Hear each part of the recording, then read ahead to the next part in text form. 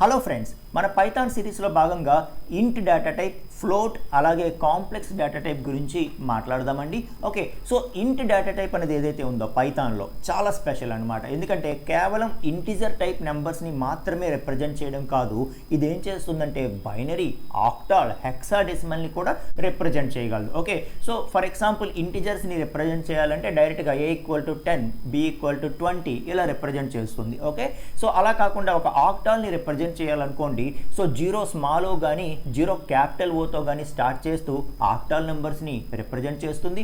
అలాగే 0 small b or 0 capital బితో start చేస్తూ బైనరీ నెంబర్స్ని రిప్రజెంట్ చేస్తుంది.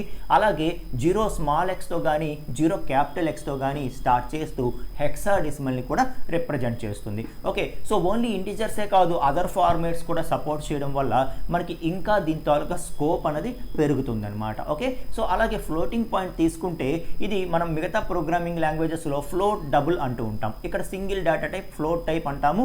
ఓకే, సో ఇదేంటంటే డెసిమల్ పాయింట్తో పాటు ఉన్న నెంబర్స్ని రిప్రజెంట్ చేస్తుంది. అయితే కేవలం వాటిని మాత్రమే కాదు, పైథాన్లో ఫ్లోటింగ్ పాయింట్ డేటా టైప్ ఏం చేస్తుందంటే సైంటిఫిక్ నోటేషన్స్ని కూడా సపోర్ట్ చేస్తుంది. అంటే ఏదైతే మనము సో మ్యాంటిసా అని, ఎక్స్పోనెంట్ అని చెప్పి మనం రిప్రజెంట్ చేస్తూ ఉంటామో, సో అటువంటి ఫార్మాట్స్ని కూడా ఇది సపోర్ట్ చేస్తుంది. కాబట్టి సైంటిఫిక్ అప్లికేషన్స్లో కూడా పైథాన్ అనేది చాలా ఎక్కువగా యూజ్ చేస్తూ ఉంటారు, అందుకే దీనికి అంత డిమాండ్ కూడా పెరుగుతుంది. ఇక కాంప్లెక్స్ నెంబర్స్ తీసుకుంటే మనం మ్యాథమెటిక్స్లో 2 + 3i అలాగే 4 + 5i ఇలా నేర్చుకుంటాం కదా. సో ఐ ప్లేస్లో పైథాన్ అనేది ఏం చేస్తుంది అంటే జేని యూజ్ చేసుకుంటుంది అనమాట. 2 + 3j, 5 + 4j ఇలా మనకి యూజ్ చేస్తూ ఉంటుంది. సో తిరిగి వాటిని మనం రిట్రీవ్ కూడా చేసుకోవచ్చు. రియల్ అలాగే ఇమేజ్ అనేటటువంటి అట్రిబ్యూట్స్ యూజ్ చేసుకొని తిరిగి మనం రిట్రీవ్ చేసుకోవచ్చు.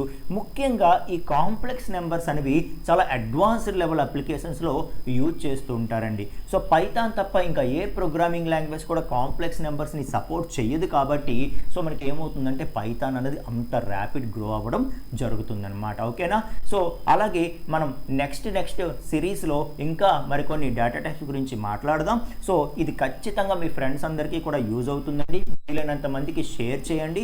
అలాగే సో ఫస్ట్ టు లాస్ట్ వరకు మీరు ఖచ్చితంగా సిరీస్ ఫాలో అవ్వండి, చాలా నేర్చుకుంటారు దీని ద్వారా. అర్థమవుతుందా? సో అలాగే మన అకౌంట్ని ఫాలో చేయండి ఫ్రెండ్స్. థ్యాంక్ యూ అండి.